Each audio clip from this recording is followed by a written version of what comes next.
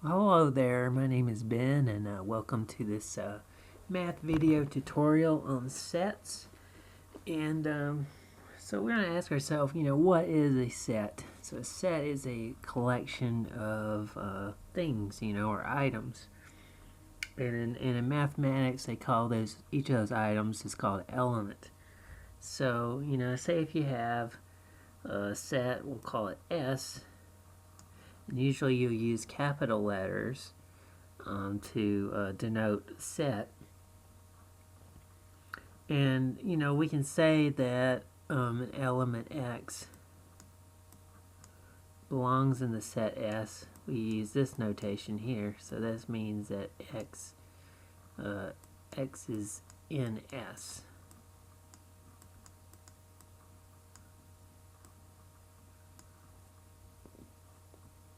So X is an element and it's in the set S.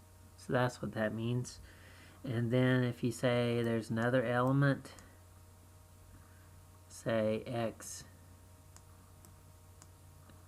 if it's not in the set S, then you put a slash through that symbol there, and you say that X is not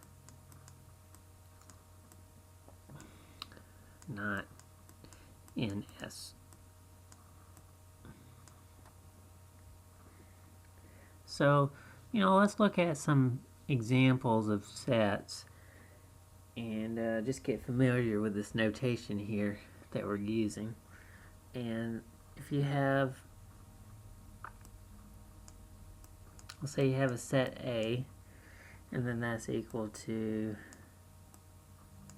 2, 4, 6, 8. Notice that we use the open and the close curly braces to enclose all the elements of our set. And then we have a set B.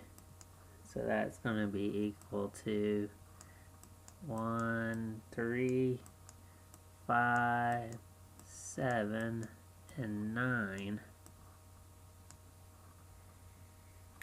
So we can say that the element 2 is in the set A. And we can also say that 7 is an element in B.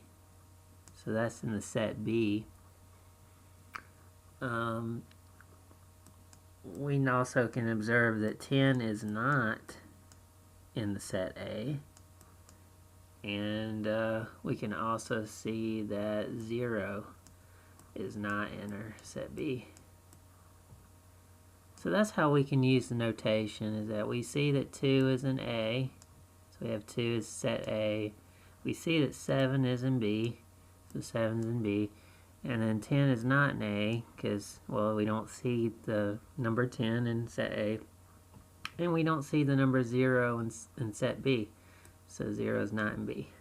So that's how that notation works with, just either X is in the set or X is not in the set, and then we just put a slash to this symbol here when it means not in the set. Okay, so what we're going to do is we're going to look at a special set, and this one's called the empty set.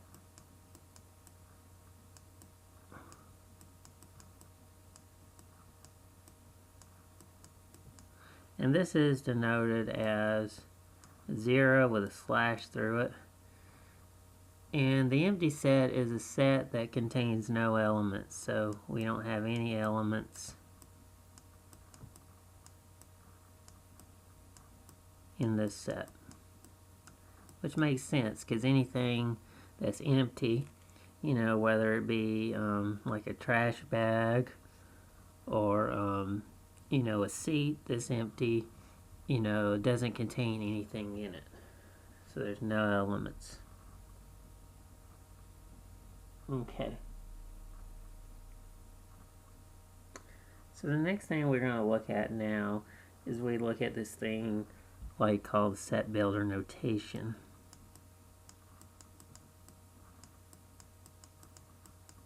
We'll look at a few examples to see how this works, how this notation works.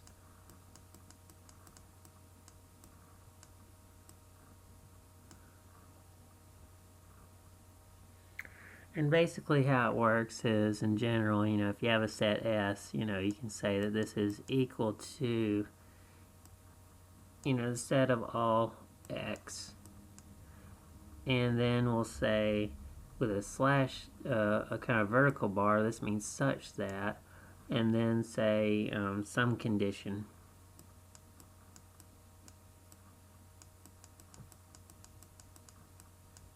With using X as true.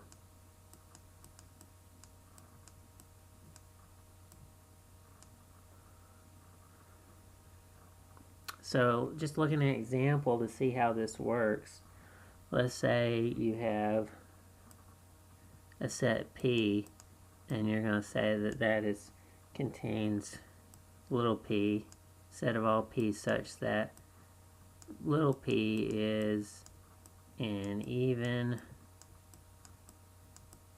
prime number.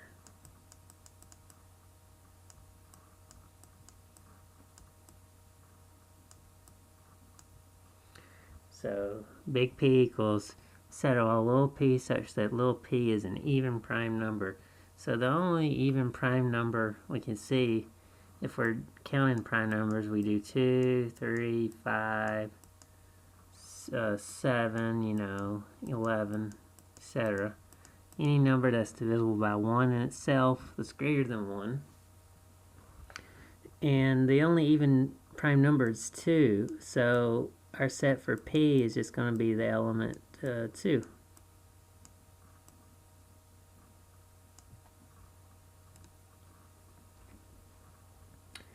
Here's another example. We could have the set T is equal to set of all little t such that T is an integer.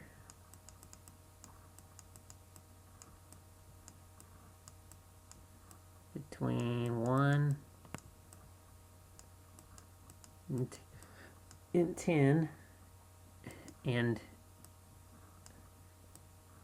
divisible by 3.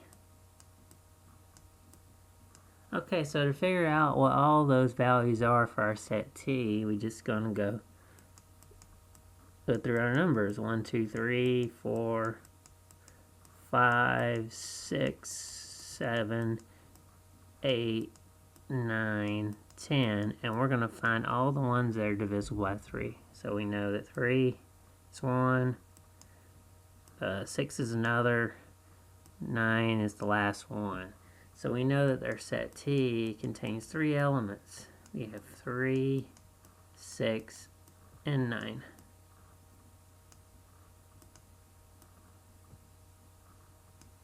That's our set T. Also, our last set that we're going to look at is, we'll look at the set big F equals, say, set of a little f such that little f is a factor of 12.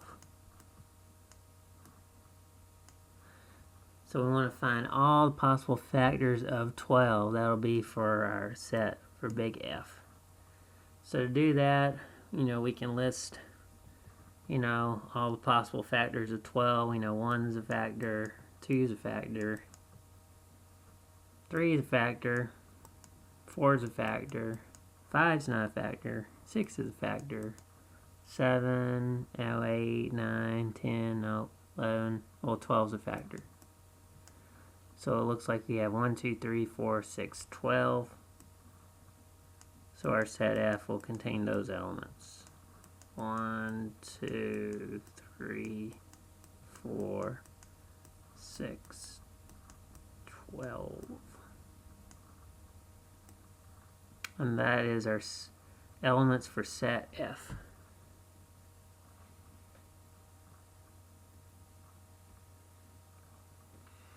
Okay, so we learned what a set is. We learned some notation, how to express something is in a set, or if it's something that's not in a set. We also know the empty set contains no elements. And we've also have learned set builder notation, where we have contains the set of all our variable, like x or whatever letter you're using, such that, this vertical bar means such that, and then that condition based on the variable that is true will contain all of those elements. Okay, so we're going to start a new board here to cover our next topic.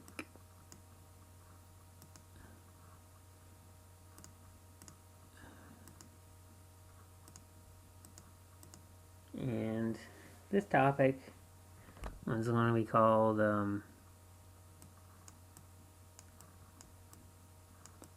cardinality.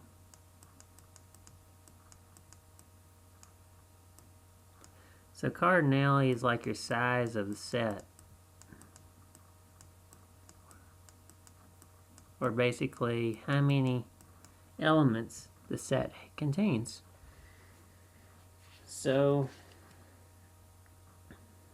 let's look at a set here. Let's say if we have set S equals 1, 2, 4, 5, 7, and 8.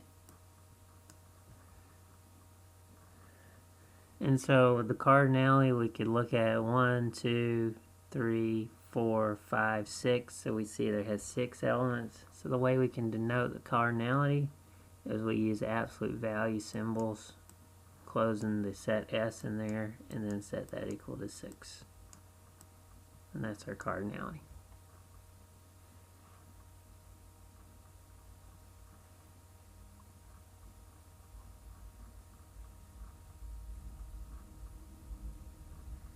Well, let's say if we wanted to find, let's say,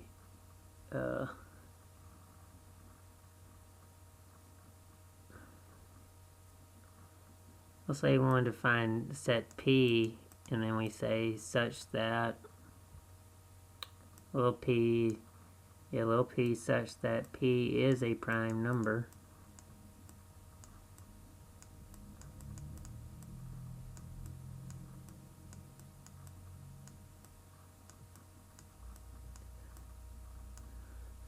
Well, we know that there are infinitely many prime numbers. So, how do we express the cardinality for set P? And the way we do that is we do absolute value P equals, since there's infinite number of elements, we say it's infinity. So this is called an infinite set.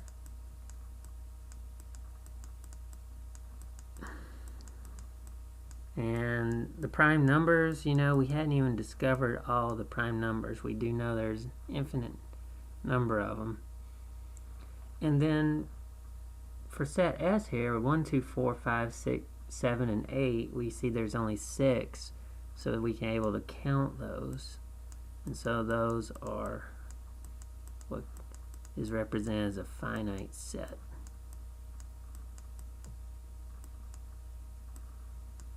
Because we have a starting and an ending number. With the prime numbers, we have starting number with 2, but we don't know exactly what the last prime number is, because there's infinite number of those prime numbers. There is no end. We are still discovering those today.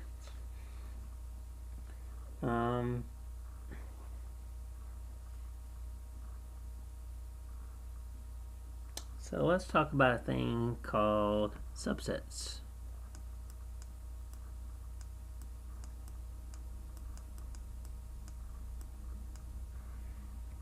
So we're going to let A and B be sets.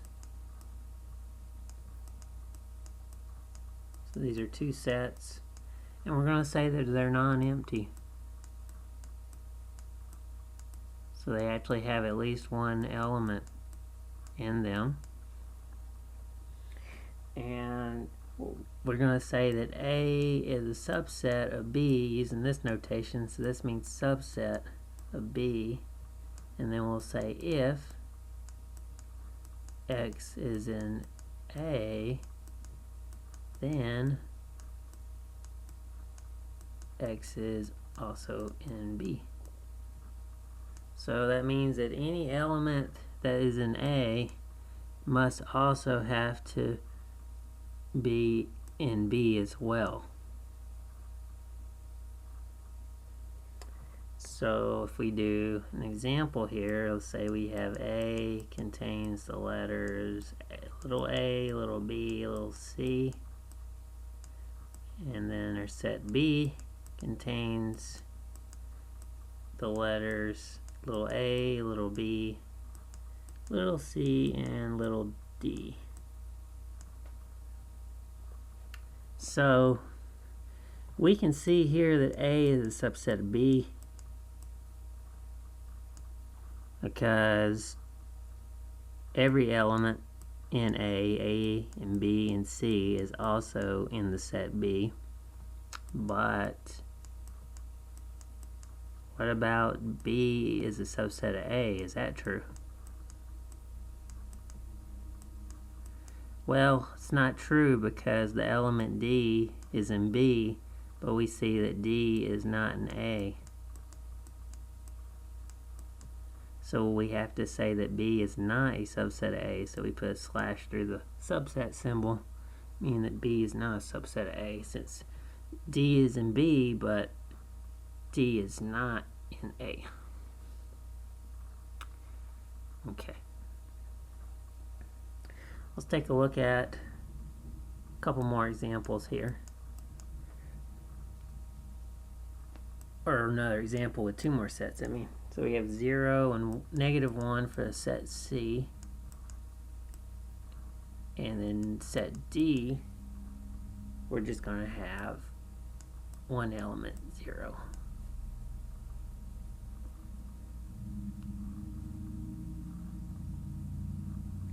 Okay, so is C a subset of D? Let's look. So 0 is in C, 0 is in D, that's fine, but -1's in C. So -1's in C. Oops. -1 is in C. There we go. But I think this is what I meant to do. -1 is not in D. So remember, it has to be in both sets, in C and in D. So since we have that, we can say that C is not a subset of D. But the other way around, is that true? D is a subset of C. Well, let's see, 0 is the only element in D, and it's also in C as well, so that is true. So this works. D is a subset of C, but we know that C is not a subset of D.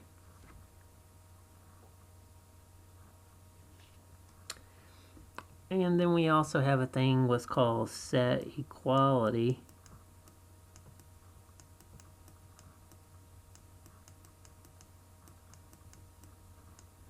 And what set equality says is that if you have two sets A and B, if A is a subset of B and B is a subset of A, then A equals B. So if one set is a subset of the other set, and vice versa, then you see that the two sets are going to be equal.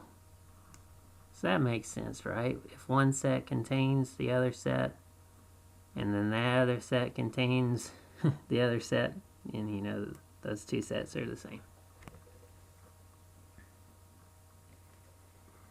Okay, so after that, we're going to talk about the next topic. One thing I wanted to mention about with cardinality is the empty set.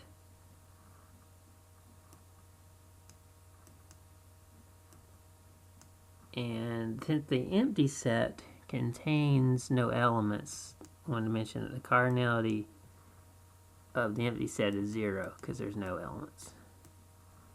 So you probably knew that this was true. It's pretty obvious, but just wanted to mention that because there's no elements in the empty set.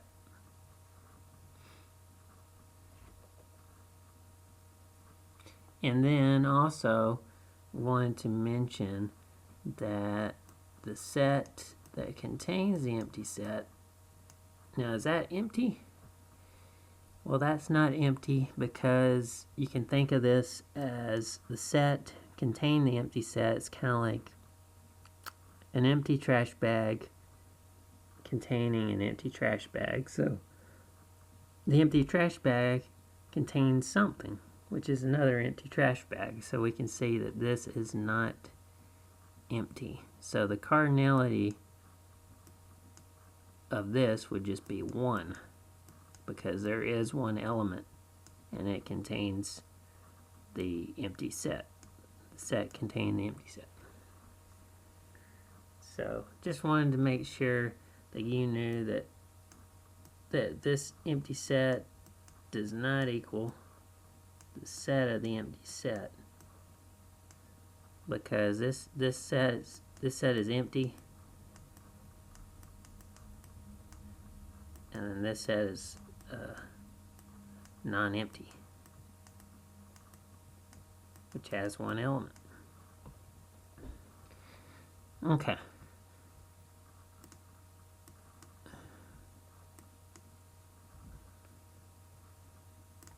So if I'm going a little fast here in this video, just feel free to pause or rewind it if you need to. And that's what's the great thing about watching these videos, is you can do that to catch up, and if you're taking notes. So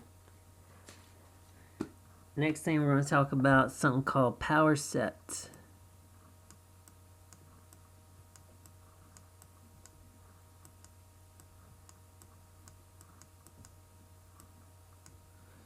And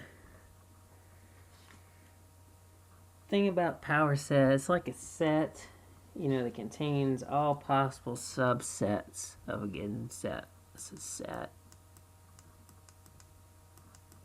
and it contains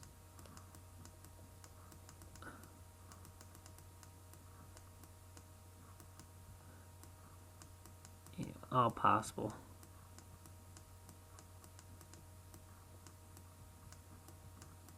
subsets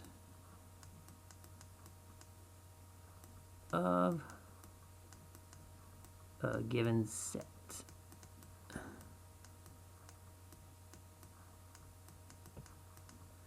So we're going to see how this works.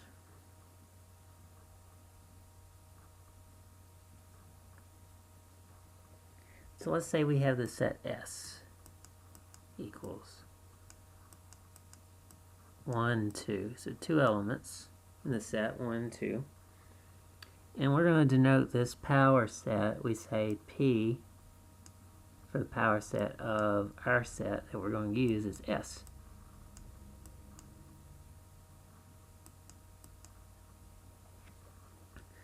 And the way to find that is to look at all the possible subsets of the set. So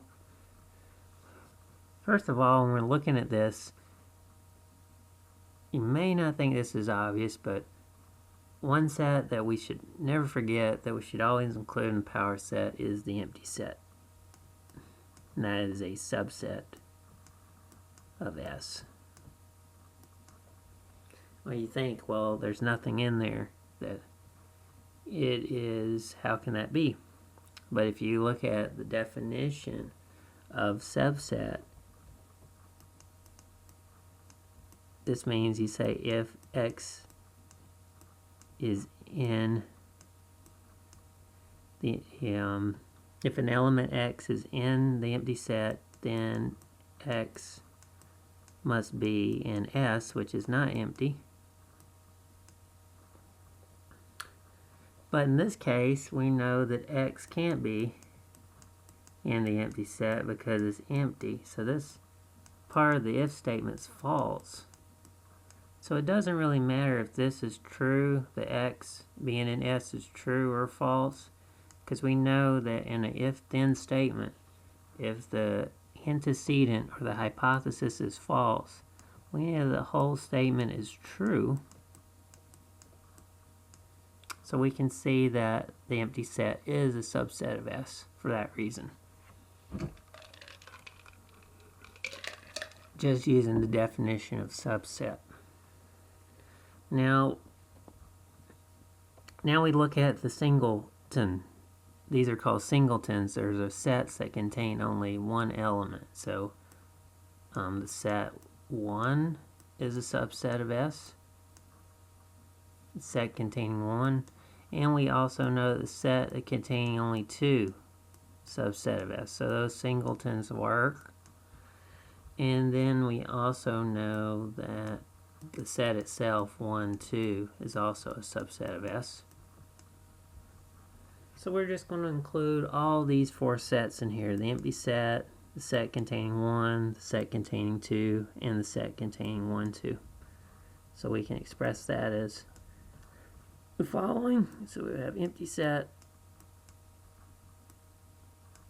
set containing 1, set containing 2, and the set containing 1 and 2. And this would be our power set.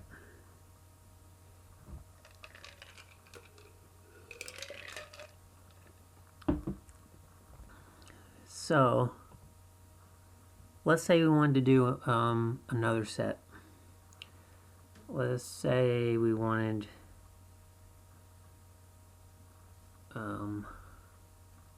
if we just did just one element, let's just say R is equal to, and we'll just say just a letter, little r. Just one element in the set. So if we wanted to find the power set of that set R, well, we know empty set is subset of R, and we also know that set R contained R is a subset pretty much of itself as R. So we know those are only 2 possibilities, so our answer would be the empty set and the set containing R. So we have less elements. So notice, let's see if we can find a pattern here that can relate the number of elements in our set to the number of elements in the power set. So notice here we can make a table here. And we'll just say that this is the set. We'll call it this one S, that one's R. We'll say number of elements.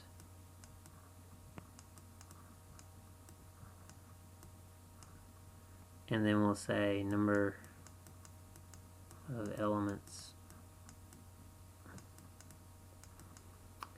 Pardon my kind of sloppy handwriting there, but at least I'm talking while I'm writing. Number of elements in the power set. We'll just call it that, P with parentheses. Okay. So the number of elements in the set S we had was 2. And we saw that the number of elements in the power set was 1, 2, 3, 4. The number of elements in set R was just 1, which is letter R, and we saw that there are 2 elements in the power set of R. So, if we want to find a relationship here, we see that 4 is equal to 2 times 2. So you have 2 elements, or 2 squared. And then we also have 2 is equal to 2 times 1, which is just 2. And then that's also the same thing as 2 to the first power. Right, so basically the relationship that we'll have if we want to find out the total number of elements in the power set, so if we're given, you know, n number of elements in a set, there will be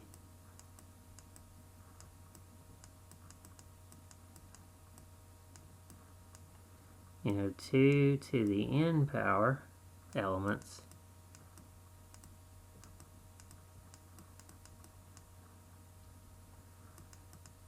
in the power set.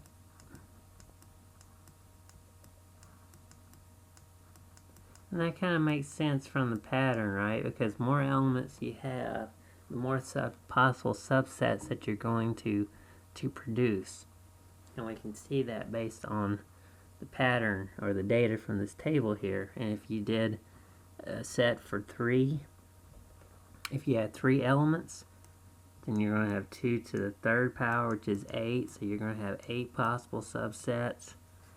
If you did 4, then that would be 2 to the fourth is 16, and then so forth. So you can see that it's kind of a powers of 2 kind of binary relationship here, just doubling every time for every one extra element that you have in the set.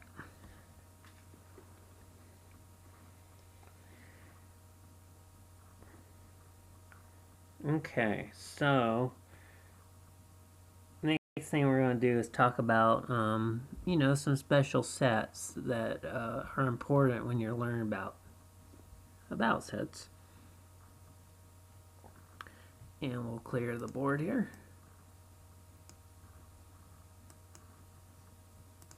Make a new board. And so these are some special sets that you need to know.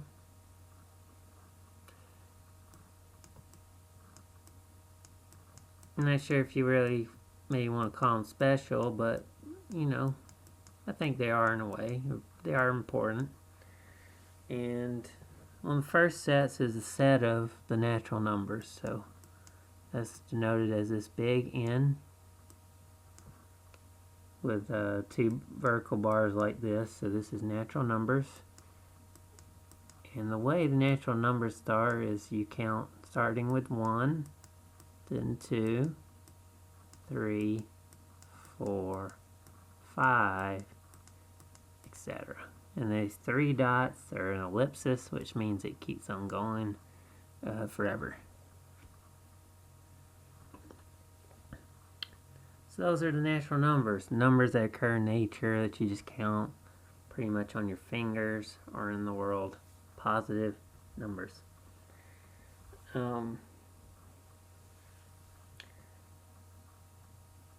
Also, you have what's called the set of integers, which is Z.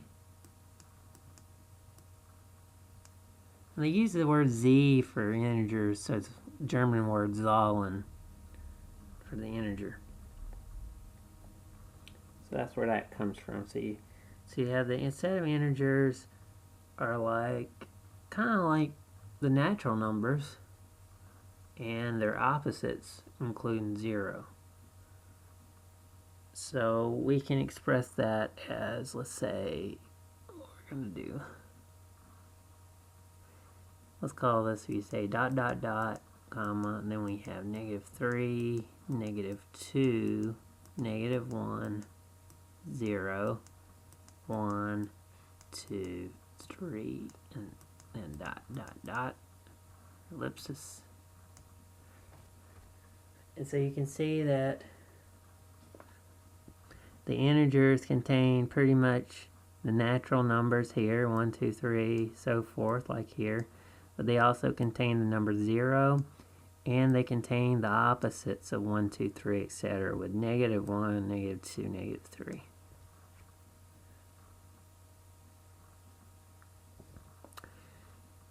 And then we got this next set. It's called Q, the irrational numbers. And you're kind of wondering why won't they use the letter R, and we'll explain that when we get to the next set. So Q is basically, we can say A and B, set of all A and B, and the set Z for the integers, such that we have A over B, and then we'll say where B is not equal to 0. So it's basically the set of all these ratios. That's where the word rational comes from. Ratios are fractions, where you can write them in this form: A over B, where B is not equal to 0, because we can't divide by 0.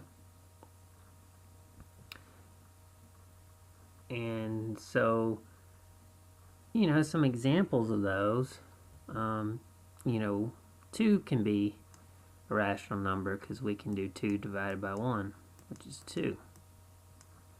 4/5, that's a fraction, so that's a rational number. A decimal can be 1 as well, like 0.7, which is the same thing as 7 over 10. So any decimal can be written as a fraction, is rational number. And even repeated decimals, 0.333, etc., or the same thing as 0.3 with a bar above it repeating, we can write this as 1/3. That can also be a rational number. Numbers that are not rational, those are called irrational numbers. So numbers that can't be written in this form, A over B. So it can't be, are irrational.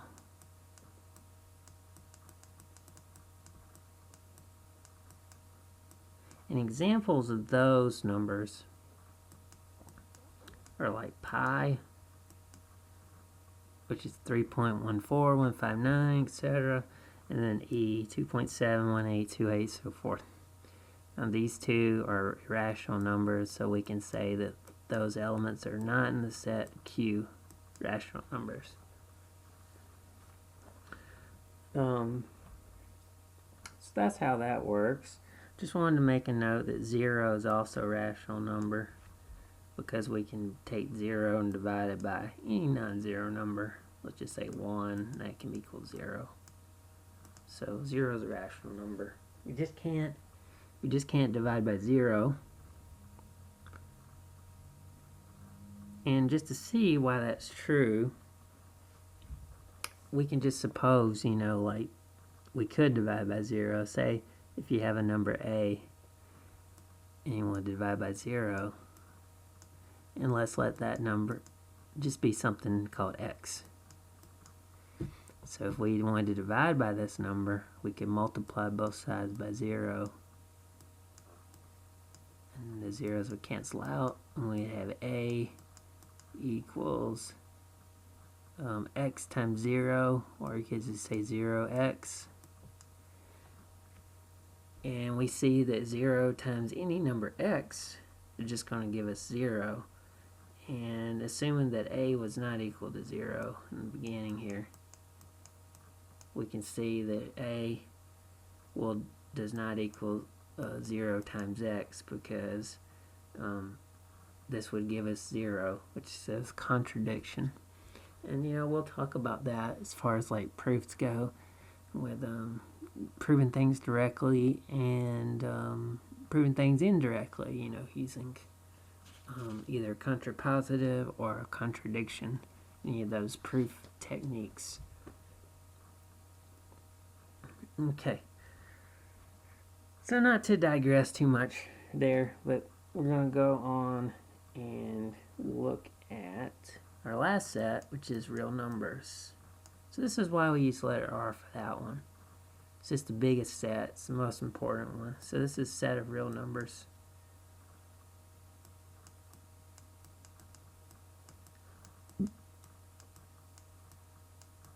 And the set of all real numbers, pretty much it contains all the rational numbers, contains all the integers, the natural numbers, pretty much, any, and even contains the irrational numbers as well, pi and e, and maybe square root of 2 is also, we'll find out later why that's an irrational number.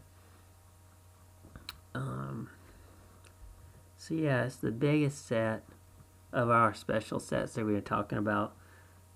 So if we just look at some examples here, kind of just mark these by letter, A, C, D, A, B, C, D, and we'll just look at 1/2, let's say that's pi, -3, and 7. We're going to find out, which sets each of these numbers belong to, or sets, could be more than one.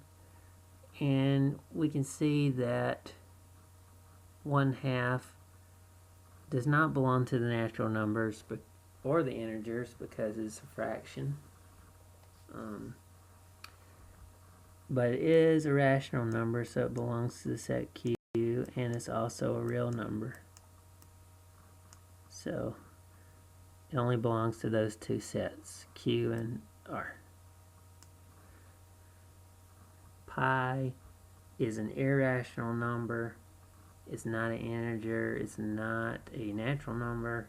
It's not a rational number. It's only a real number. So the only set it belongs to is the real number. -3 is not a natural number because it's negative, but it is an integer, so we can say it belongs to the set Z.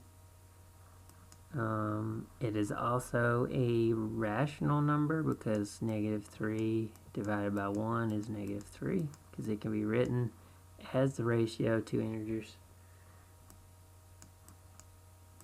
And since it's rational and it's integer, it's also a real number. And of course it's not a irrational number because it is a rational number. And then finally the number 7, we see that's a natural number. So N, we also see that it's an integer, so we got Z. It is also a rational number because 7/1 is 7, ratio of two integers, so Q. And we also see that it's a real number as well. So it belongs to all 4 sets.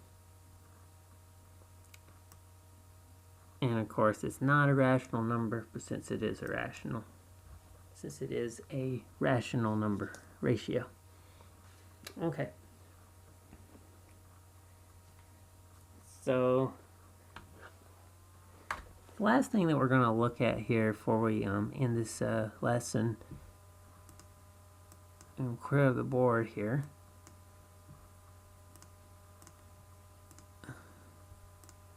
We're going to learn about set operations. Operations you can do in a set or sets, basically a couple of sets together. And so the first operation we're going to do is what's called the union. So that's called A union B. So if you have two sets, non-empty sets, A and B, A union B, that's going to be defined as a set of all x such that x is in A or x is in B. So either x is in A or x is in B. So the union is this symbol for the U, and it means or. So that's the logical operators or.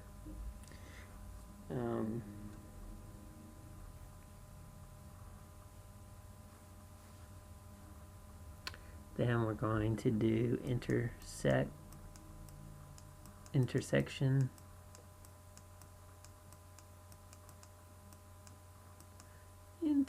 That's a C, section. And that's going to be A intersect, so upside down U, B equals set of all x such that x is in A and x is in B. So this time for the and or intersection, we're doing the logical one and, so we're going to see what elements A and B have in common versus the union where we're just going to bring them both together in the set. So intersection is what they have in common, where they meet. Just like an intersection when you're driving and two roads cross or meet at an intersection at a traffic light. Then we're going to have something called difference. Some people may say take away or minus, operator. So this is like A minus B. Some people denote this as A and they do a backslash B. It's pretty much the same. So some books just use different notation. So this is equal to a set of all x such that x is in A and x is not in B. Okay, so x is in set A and x is not in set B. So that's the difference of the two sets. And then we also have a thing called complement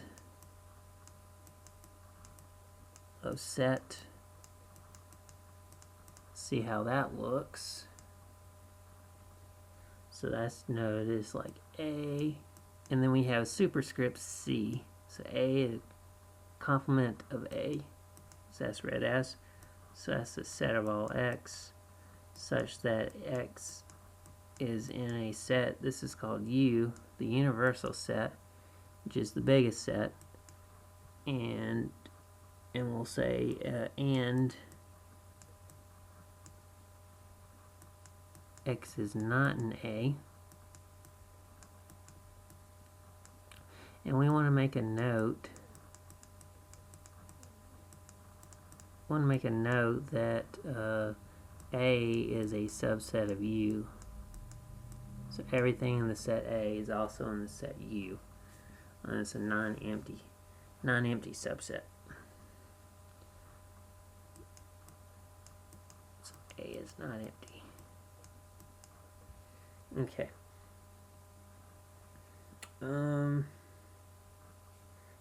So those are our definitions there for the set operations. And what we're going to do here is, look at some examples to see how to use the definitions to find out union, intersection, difference, or complement of the sets.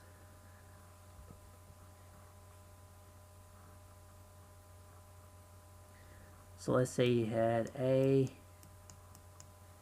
equals set containing 1, 2, 4, and 6.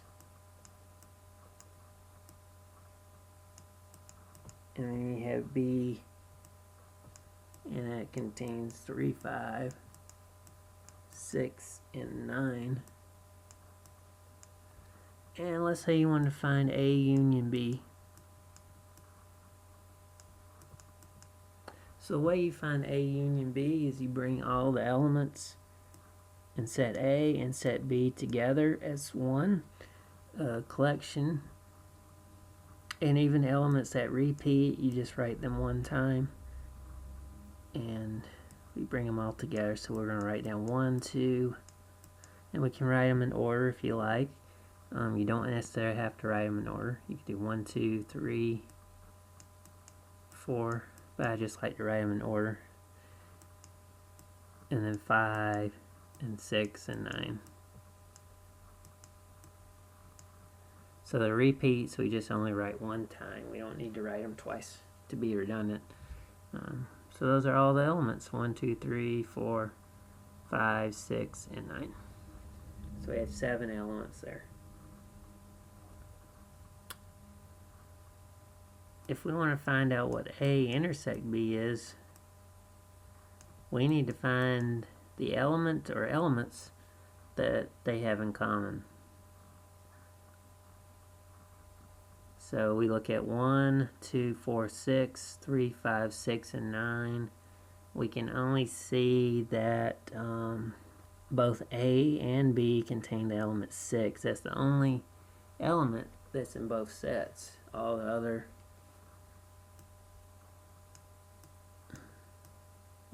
elements are either in one set or the other set. So we just get one element 6. So we have a singleton, A intersect B.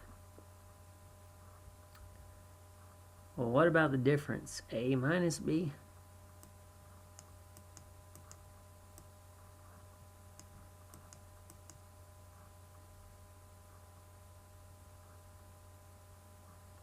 So A minus B, we're going to look at everything that's in set A but is not in set B.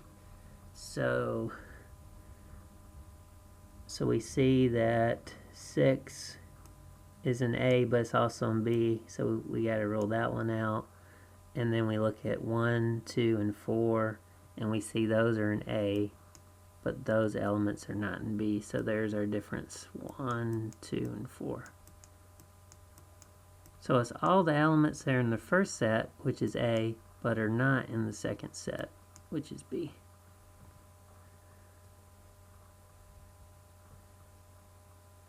And what we'll do here is we'll make another set. We'll say that's U, and then that's going to be equal to 1, 2, 4,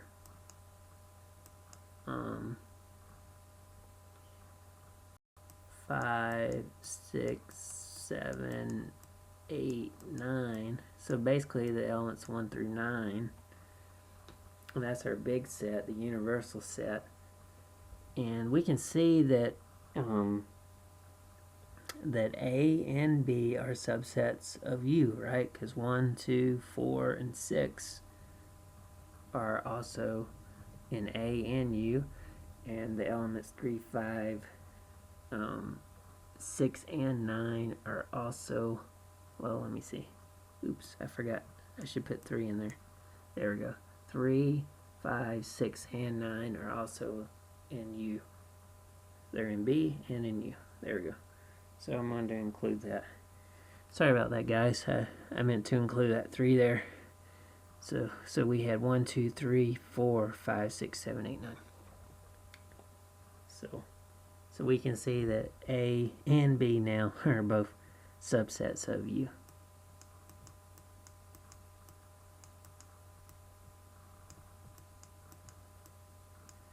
Okay. So what we're going to do now is we're going to find the complement of set A. So A and then superscript C.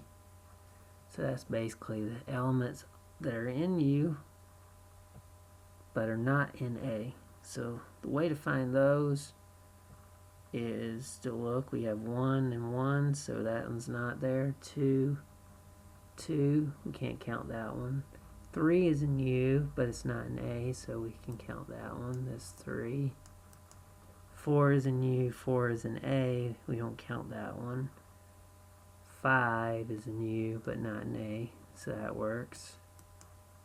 6 is in U and in A, so we don't count that one. And it looks like 7, 8, and 9 are in U, but not in A, so we count those.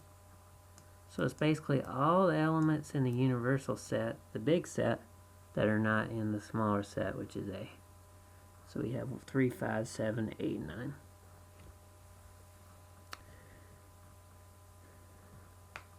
And then if we wanted to do our other complement, say complement for B, so B complement, B superscript C.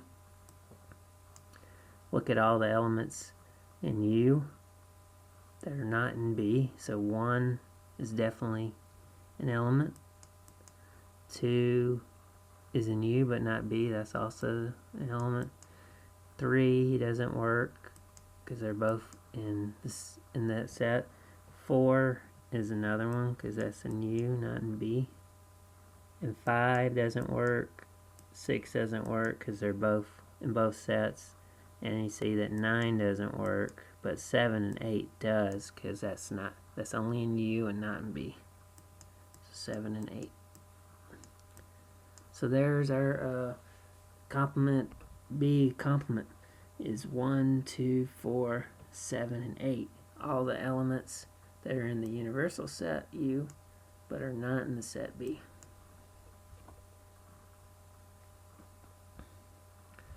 Okay, so we've gone over a lot here with set operations. We did the union, bringing the two sets together. Just don't need to repeat the elements, just join them together. They don't have to be in common, of course. The intersection, they do have to be in common. You gotta find out which elements exist in both sets because you're using the AND.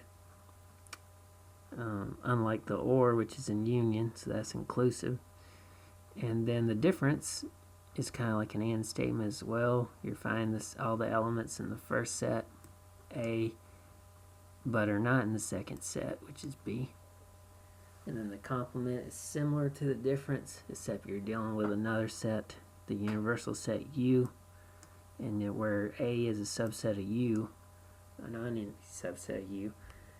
And we gotta know that only X, the element, belongs in U, but X, that element, does not belong in A.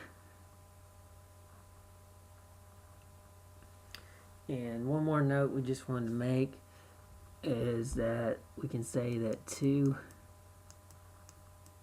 sets, we'll just say A, B, are disjoint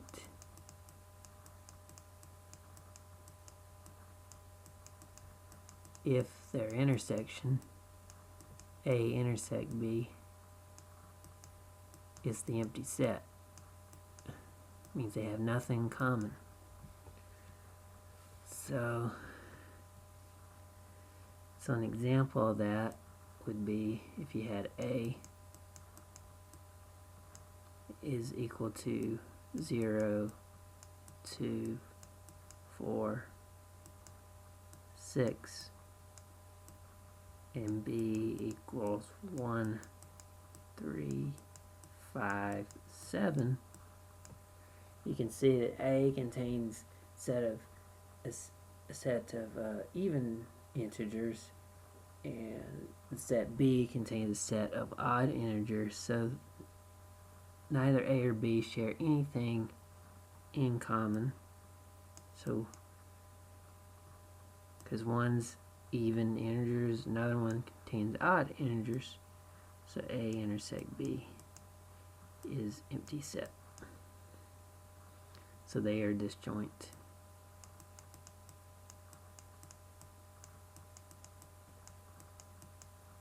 And we can see in our example here with A and B, we see that these are not disjoint sets, right? Because we found the intersection was not empty. Because we saw that the element 6 is what they both have in common. So those are not disjoint sets. Okay, so I think that's all I'm going to cover here in this video tutorial involving sets. We'll go over some more things, in set theory. We'll talk more about some of De Morgan's, laws, properties, maybe some theorems involving sets, and all that good stuff. So look forward to that in the next video on sets. Again, my name is Ben. I hope you enjoy this video, and you have a great day, and take care. Bye-bye.